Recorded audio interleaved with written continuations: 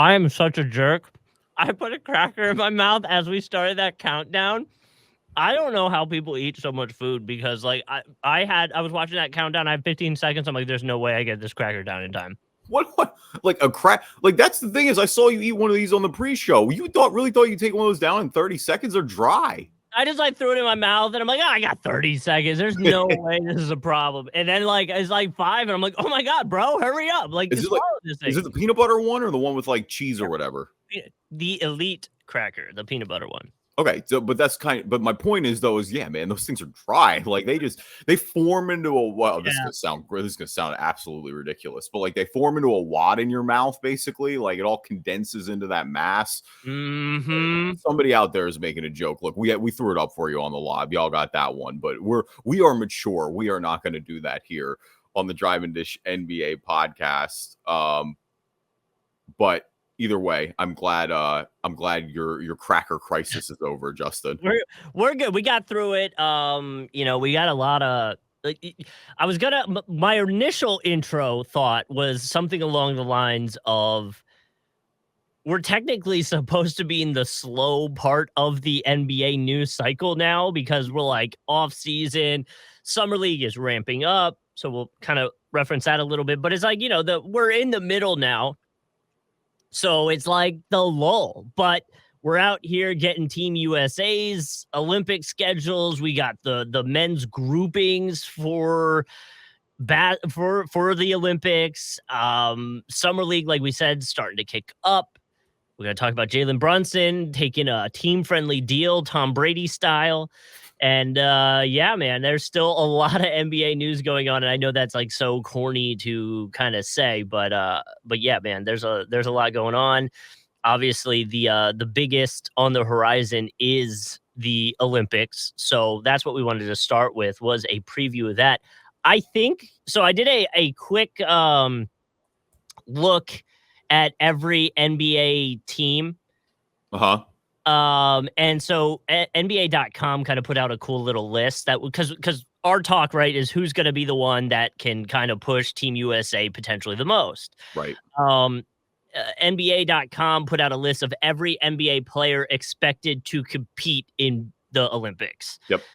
Which is a good list. And it kind of gives you a good idea as to who might be able to push them the most. Now, Canada has probably the most players, like numbers wise, when you just look at the list. But weirdly enough, I kind of, as going down the list, I kind of look at France a little bit with Rudy, Evan Fournier, Nicolas Batum, just to be some names that are, I guess Evan Fournier.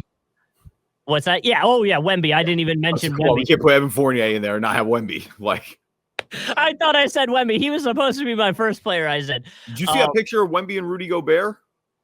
No. Is it just like Rudy's on his damn tippy toes trying to catch up to Wemby? It's just more of like, man, Wemby is truly the largest human being of all time. And then I saw someone posted it might be just because I'm so close to UF.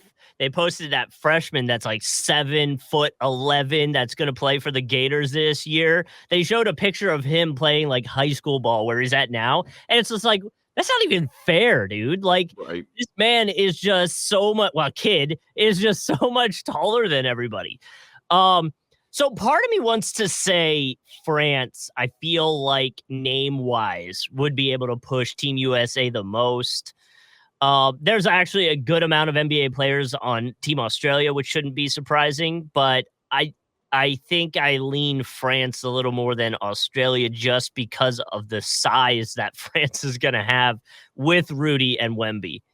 Yeah, and that would ideally be the one area where you would try to take advantage of Team USA. I mean, obviously, we've got Embiid, so it's a pretty good big man to have down there, but it's not exactly like, of all the positions on Team USA right now, I would not say that big man is their depth. No. It's a lot more guard heavy, a lot more forward heavy. It probably is worth mentioning as well that Kawhi Leonard has dropped off of Team USA. Yes. Maybe that's not a surprise there was always kind of when he was playing, it was one of those like, Kawhi's still with injuries a lot. Like, how do the Clippers feel about this? is this the best idea for him going forward? And listen, I get it. Like, you want to play, especially on this squad with Steph and KD and LeBron's last rodeo. Like, that's the big storyline that we've been talking for the last few weeks. But I mean, and in the statement where they announced he was dropping, it mentioned the Clippers helped make that decision as well. So, I mean, obviously the jokes are going around like, hey, man, Kawhi got a free trip to Vegas out of it. Like, got to appreciate that. Yeah. Well, and I wonder if that's a similar conversation to what we had. Feel like it was last episode, maybe 2 episodes ago, but would have been for Team Canada as well. Was Wiggins with the Warriors and him not playing, and Canada kind of saying like the Warriors told him no, and they were like, no, it was a joint decision. Though I do say you look at the NBA players on Canada's team is like you add Wiggins to that. That's a good lineup as well. I mean, Canada Dwight seems Powell, great. Olynyk, Yeah, they've got real pros. Olynyk is there. SGA is there. Jamal Murray is there. Like Dylan Brooks. Yeah, run down the list. Like that RJ. The team is very, very good. You mentioned France. The other team I want to mention, of course, is Germany, who won the FIBA tournament and beat the U.S. last time around. Obviously, a radically different U.S. squad than the one that was playing in that tournament. But still, I think, you give the Germans credit. They've been here before. Mo and Schroeder. Mo and Franz Wagner are on the team as well. So that's what I mean. You got the Wagner bros. Daniel Tice was playing great for them last go around. Dennis Schroeder, of course, their lead guard there. That's a good squad. I mean, looking at the groups, and I want to get back to Kawhi in a little bit because we haven't mentioned Derrick White replacing him and a little bit of the fallout that's come from there. But I do want to, actual tournament wise, there's 3 groups. You got Group A is Australia, Greece, Canada, and Spain. Which is the group of death for sure. Like, that's a loaded. I mean, obviously Spain is always rolling out a great squad. Giannis just casually chilling there with Greece. Like, there's a lot. And Giannis, we talked a little bit, beat Luka in Slovenia to get into this tournament. That was a huge win for them. But now they'll have this. Australia, of course, you mentioned a pretty good squad as well. Group B is France, Germany, Japan, and Brazil. And then Group C is Serbia, South Sudan, Puerto Rico, and USA. Serbia, of course, you get a little international Jokic versus Embiid, so that should be a little bit of fun there. It's a bummer. Yeah. I mean, it's a bummer you won't get it, like, I don't know, more down the line in the tournament, but you could, I guess, if they both advance. That's true. You could. I mean, obviously, like, my predictions, my guesses, if that's what we're doing, like, just again, this is just based off looking at the rosters and not really too much more after that. I think we got France, USA. I'm stuck between Spain, Canada, and Australia. Yeah, Group A is not fun. And Greece. I mean, Group A is like, holy moly. I'm going to go Canada. I'll go Canada. I think Canada will come out. I'm with you. I think Canada is going to come out as well. I think Canada is probably, in my opinion, no worse than a bronze medal team in this tournament. I'm with you as well. I'm leaning towards either France or Germany, but Spain, like you said, could be there as well. But I think one of France or Germany may be the silver medal runner-up. And then, I mean, look, USA. The reality is I think we're winning. Like, I think they're super motivated and locked in right now. I think the rotations have made sense so far. I think Embiid fouling out in like 12 minutes was kind of hilarious. And I'm like, Joel, come on, buddy. Like, what's going on here? Did you see... was it against Canada? I saw that they played their Not Like Us. Was it the exhibition match, like where they played the song afterwards? Yeah. Like, dude, come on. It's an exhibition match, dude. But I mean, listen, it's elite trolling. Argentina and I mean, completely other sports in Copa America. Like, Drake put a bet against Argentina, and they played it afterwards. Like, it's not been a fun summer for Drake. There's no doubt about that. And that's coming from a massive Drake fan. But I mean, look, there's no way around it. You got to give it up sometimes. I love Kendrick too. So it's always where it's like, I truly have no dog in this fight. But one dog definitely did much better than the other. Derrick White replaces Kawhi Leonard on the roster. And so my immediate thought was, Derrick White is one of those role guys on a roster full of superstars that just won't, it reminds me of the Drew Holiday role that he's going to play on this team, right? Where it's like Derrick White is probably not going to play that much anyway. He doesn't need a lot of touches. He's going to play within the flow of the offense. Like, he's just one of those ultimate guys. But man, that looks really ridiculous when you leave the finals MVP at home and Jaylen Brown is just chilling. Like he's got a pretty convincing argument to feel away about it. Like I don't necessarily agree with the whole Nike conspiracy thing, but I do fully believe that, like, yeah, Jaylen Brown's got a pretty good argument that, yeah, it's ridiculous that he got snubbed here. He also last night, I think it was during the ESPYs, won Best Championship Performance. So add that to the list of things that are on his resume that got snubbed for Team USA. It's just wild because, you know, they're from the same exact team. And like you look at it, yeah, Derrick White is great. And there's no slander in this comment his way, but it's like, you definitely had some better players on that team to choose from. Like even just the team, if you're like, oh, we need, you know, Celtics, a player from the Celtics, it's like, okay, but I don't think Derrick White would have been the first choice, maybe even the second choice. So, I mean, there's a part of me that loves it because, again, Derrick White is pretty, maybe not after last year, but I think he's still pretty underrated on a national scale. Yeah. But yeah, it's just a little. I mean, I personally, you know, listen, I'd find a way to put the homer hat on during this. I appreciate, for one, Steve Kerr blowing up the Boston Celtics chemistry next year and that they can fight all year long instead of defending their title. How great is that to like through a whole nother situation, plant some seeds of anger and Derrick comes into practice first day. Oh, what's up, Jalen? Met along. Like, you were busy. I didn't see you in Paris this summer. Or the first practice, he's tired and Jaylen Brown's just running laps around him. Yeah, right. And like, what? You didn't take you didn't take the summer off? What?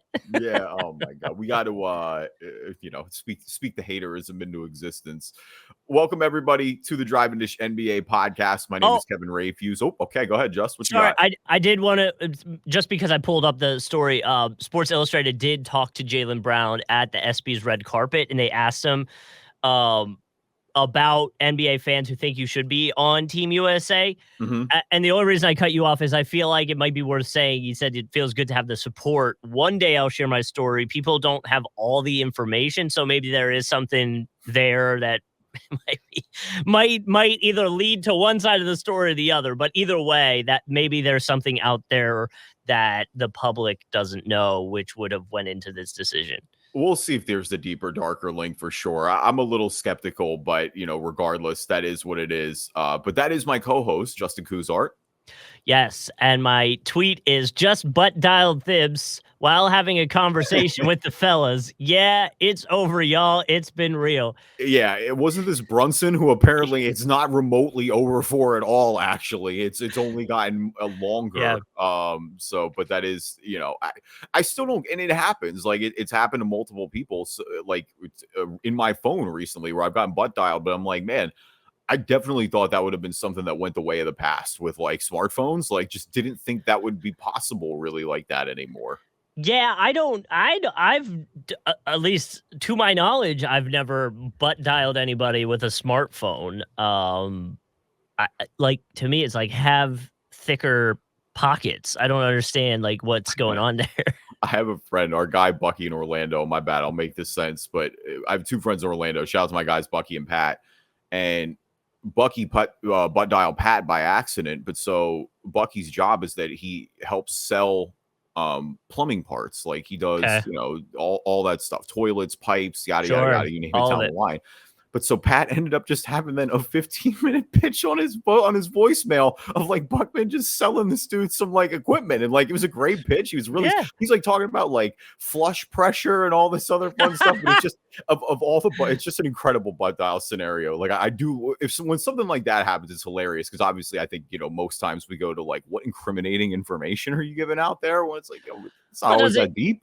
I was gonna say, it doesn't even matter at this point. At least AT&T had their whole text and phone conversations leaked. So, you know, whatever you text is probably coming back to bite you in the ass. Justin, I'm an AT&T subscriber. Sorry, but I don't think we got anything too incriminating out there. But there might be a few memes we have to explain. Yeah. Oh, dude, I've got I mean, you know, some of my friends, and I was just like, y'all better be on your best behavior because I think half of you are in some trouble here. TJ, get it together, buddy. Only TJ, actually, exclusively for our guy TJ. I was with him last night, actually. He was all worked up over the Yankees fight. And I was like, bro, I bet he is. He's like, they're such crybabies. I was like, bro, your dude beating the dude in the head. Like, how are you going to try to justify that?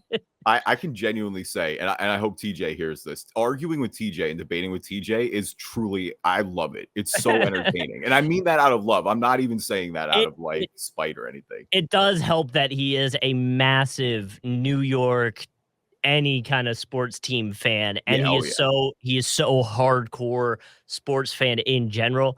But a big thing for him, which I always kind of use him as like the general public for NBA stuff, because I would say in terms of sports that he likes, it would definitely be like football, maybe even baseball over football, but those are the top two.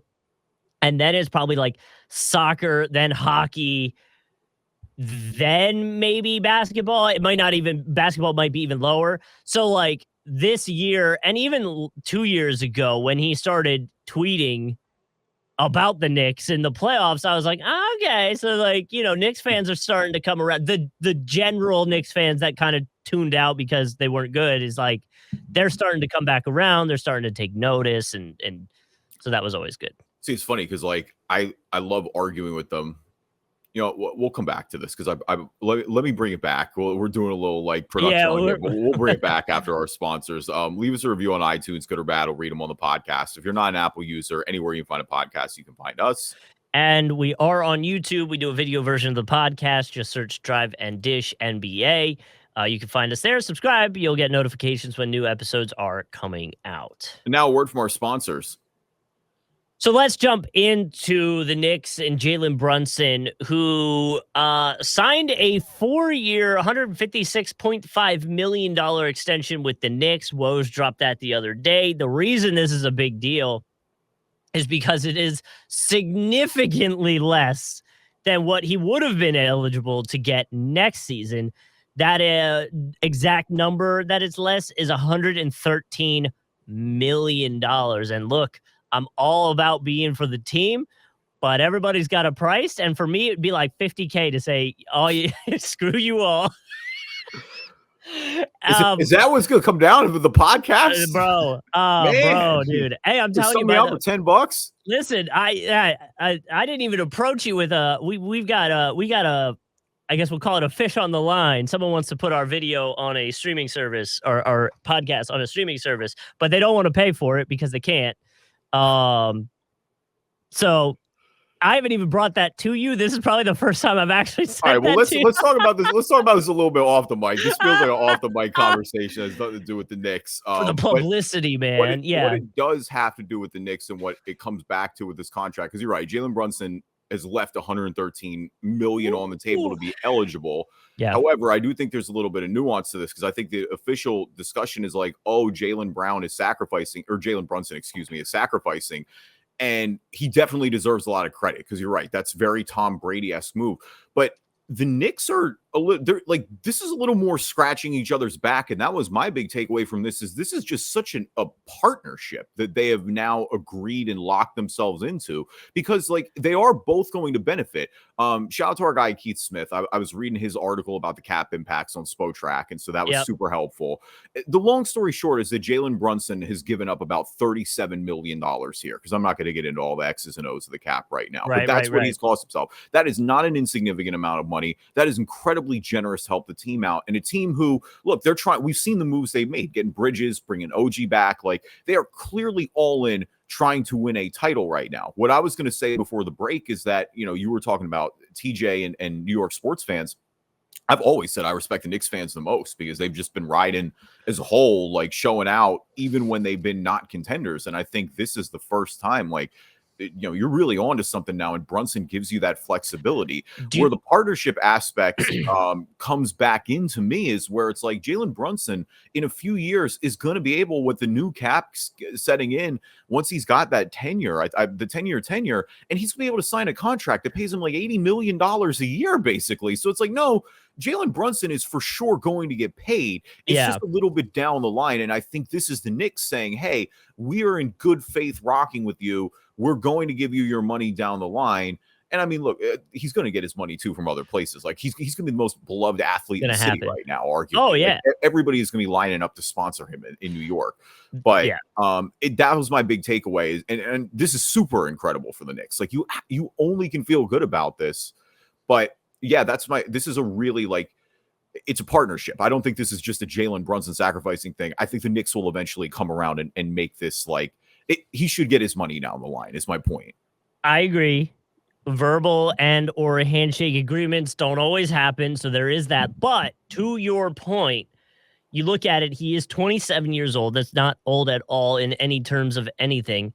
But you add 4 years to that, or 3 years when maybe he's starting to have conversations of another contract. So you're 30 years old, you can lock in another 5-year kind of deal or a 4-year one, similar to what like Paul George just got, is like you can re-up again, which is what I thought too. And like you said, the good part is, barring an injury or barring the physical athleticism really slipping and having a massive impact on the game as he gets older, you don't have to worry too much about the Knicks being true to their handshake or verbal agreement promise, because your market's going to be there from the outside, which will then push the Knicks to stay true to that a little bit if they want to retain you. If not, you're still going to get paid. You'll go somewhere else at that point. But I kind of agree with you. I saw a tweet that said he's the face of New York sports right now, which I thought was surprising.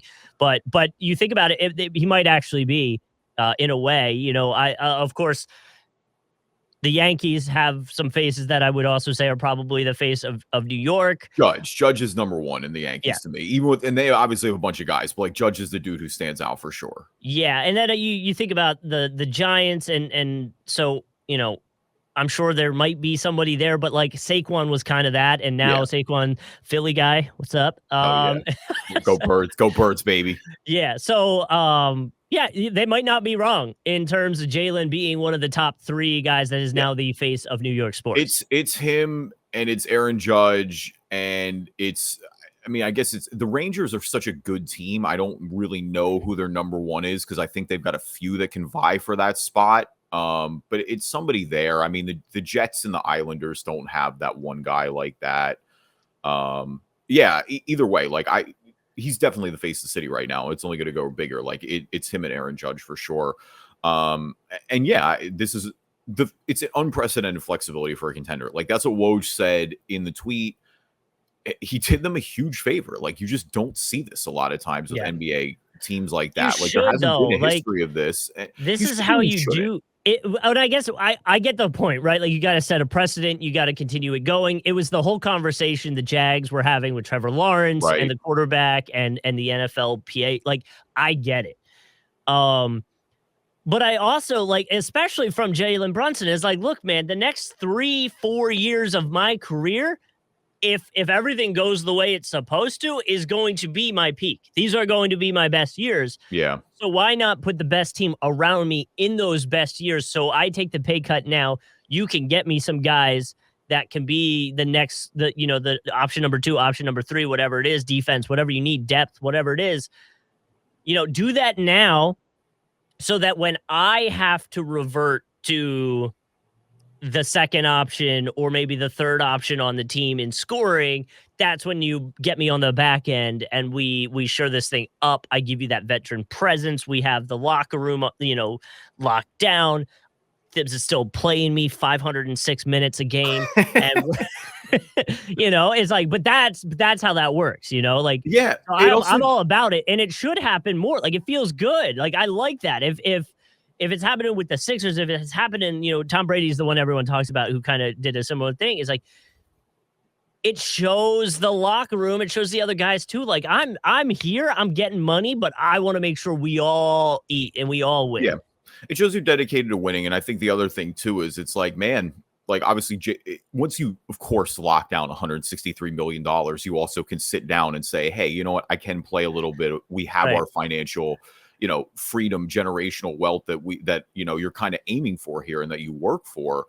But man, the power of friendship and just being in a workplace that you like goes a long way too. It really does. People will take less money like, we all work to get money, but people will take less money if you're in a good situation. You can put that to the side. Like, clear, we talk about the Nova vibes and the, all the jokes, the power of unity and friendship, but like, that's kind of what it is a little bit here. And there's a lot of that. I think that matters. And, the Knicks have obviously built themselves into a good situation. They're fortunate to have these guys. And we should do, okay, here's a little side producing, because you said the power of friendship and you made me think of that meme, the video. We should do NBA teams and relate them to the meme for the upcoming season, like what their meme is about them, and then we explain why we think that should be like when things actually slow down, we should take time to like do 32 teams to 32 memes. There it is. I'm down. Listen, because housekeeping note, like, this is going to be a little bit of a shorter episode this week, and unfortunately, I have some life stuff to do, but. We definitely should do that at some point. That'll pop up. Also, housekeeping notes, since we're here and just doing this live. Justin, you are off next week for our listeners, correct? Yep. Okay. I am. Cool. I am in vacation mode. I want you to picture me, listening to some Zach Brown, Chicken Fried on the beach. That's what I'm doing for the entire time. Oh, so you're going extra white for the weekend. Make sure you put some sunscreen on. Listen, I got a kid. I haven't even been in the sun all summer. I'm getting so burnt. SPF 50, baby. Bro, I might need to go higher this year. Like, bro, it's a problem. You are not that white. Come on. You live in Florida. I feel like you have a little bit off that. But like, here's the problem. Like, we went to the beach the other day. And I know this doesn't necessarily matter with like UV rays, but like, it was a feels like temp of 117. And I was just like, this ain't it, man. Like, I can't even enjoy myself. My daughter looks like I dumped a bucket of water on her. She's sweating so much. Like, what is happening here? Yeah. And then you're outside for 5 seconds. Like, the walk from the car to the beach, I was so sweaty, the sunscreen wouldn't stick. So I couldn't even leave. I couldn't get out from under the umbrella. Like, that's such a so all right. Well, that's off topic. Let's switch gears a little. By the way, for the record, because it was this hot up here in Philly this week, I was wearing a suit in the city. Obviously, I'm in the city Tuesday through Wednesday. I made it Tuesday 2.5 blocks before I had a beat of sweat going down. I have like 6 to go. Like, it felt like Florida, but. Again, let's swing back here a little bit. The NBA Cup for the in-season tournament, aka for those who don't know about the name switch, but the groups were drawn last night. So the way this all works is there are 6 groups, and it's West and East are all playing together. But so they randomly drew them. Like, there's no rhyme or reason to this. It's just any teams in the conference. But so to break this down for the Western Conference, you have Group A, which is Minnesota, the Clippers, Sacramento, Houston, and Portland. For Group B, you've got Oklahoma City, Phoenix, the Lakers, the Jazz, and the Spurs. And for Group C, you've got Denver, Golden State, Dallas, New Orleans, and Memphis. In the Eastern Conference, Group A, you've got the Knicks, you've got the Magic, you've got the Sixers, you've got the Nets, and you've got the Hornets. Group B, you've got the Bucks, the Pacers, the Heat, the Raptors, and the Pistons. And Group C, you've got the Celtics, the Cavs, the Bulls, the Hawks, and the Wizards. You know how we make this better? How? Because so the NBA.com or NBA Twitter posted how it kind of happened, where like the players were essentially just reading the card that was in their groups. Yeah. How about this? Maybe it's via record or something. You find a way, the top, whatever you want to do, teams. What is it? 3 each. So the top 6 teams get to go on stage. Their star goes on stage. Oh, and pick. And they pick dude. Yeah. How fun would that be? It would be electric. It would be truly incredible. Like, you're calling out an entire NBA team, bro. You are. I would love it. And I think the only reason it's not possible is just because it's a scheduling logistical nightmare. Yeah. But if there's a way. But if you do, so then you do like remote, like this year it's happening in Vegas. This year it's happening in OKC. This, like, if you know it's in one location, then you can do that. Like, kind of how they did the end in Vegas. Like, if it's just all in one spot, then everyone's traveling to the same spot anyway. Yeah. Dude, I love the idea of like CJ McCollum calling out 6 other teams, being like, we think we can beat you and get our path to the finals. Yeah, it would certainly turn it up a bit. I think regardless, though, logistically right now, so these games are going to be on Tuesdays and Fridays again, between November 12th, between December 3rd. Each team's got one against the 4 opponents in its group. Taking a look at this right now, I promise I'm not being a homer here, but man, the Celtics got a great group. Like, I think they're easily the best there. That's probably the weakest in the East to me. I mean, Cleveland's great, obviously. They're a good squad. You would imagine they'd be the other one who'd compete in that group. Chicago, Philly, Atlanta, Washington, The Group A in the East is an absolute loaded one. Philly, Orlando, Knicks. I mean, Nets and Charlotte, fine, but like those 3 right there, that's a gauntlet. Yeah, A and B both have their top 3s are a lot better because even in B, Milwaukee, you've got Indy, who was in the in-season tournament finals last year. Miami, of course, is always looming. I would say, again, just looking at it off the top of my head, the hardest of all of them might be West Group C with Nuggets, Mavs, Pelicans, Warriors, Grizzlies. Yeah, that's a gauntlet, dude. Are you kidding me? That's a juggernaut. Crazy. Like, every one of those teams, I mean, you have the defending Western Conference champions. Yeah. You got the defending champions from 2 years ago. You could argue are the best team in the West. You've got the Pels who were in the playoffs last year. You've got a restocked Warriors team. You've got the Grizz who have everybody back. Like, and then that's the one to watch for sure. And then you got West Group A and West Group B that have the Jazz, the Spurs, the Rockets, the Blazers. It's like, yo, share the love here, guys. Like, at least throw one in each. It also does show, though, man, how competitive the West is. Because it's like, look, West Group A, it's like you got Minnesota, who's great. The Clippers are down a little bit without Paul George, but like you still got Kawhi there. Sacramento's got DeRozan now. Houston is going to be competitive, I think. I don't think they're just a slouch exactly. They're maybe a step below those other guys, but those group are there. And then in Group B, you've got OKC, you've got Phoenix at the top. Like, B is probably the weakest to me. Like, I think OKC should cruise there. The Lakers offseason hasn't really impressed me that much. Phoenix, again, Phoenix is good. I just don't think they're great. And so they'll have and I would say the Spurs down at the bottom there, though. Like, this, depending on how things are going, they may start to make a put. You know what I mean? Like, good. Yeah, I'm on the same page as you there. Yeah, like I wouldn't put them. I wouldn't put them in like the Rockets, Blazers, Jazz, Pistons kind of grouping anymore. Like, Spurs, I think, are ready to start making that turn, similar to what we saw with OKC, last year. So, I think they're there. They're one of the breakout teams, for sure to watch. But yeah, either way, I'm excited for this, man. Like, look, I might be the only one. I do like the in-season tournament. I thought it was a lot of fun last year. I maintain that I am on that hill. Looking forward to getting the NBA Cup started. Yeah. I'm going to mention it real quick because we kind of talked about it a little bit last week, but the DeMar DeRozan news in Sacramento is official for the Beam team. Obviously, a huge get for them. I think it's losing Harrison Barnes, of course, in the process.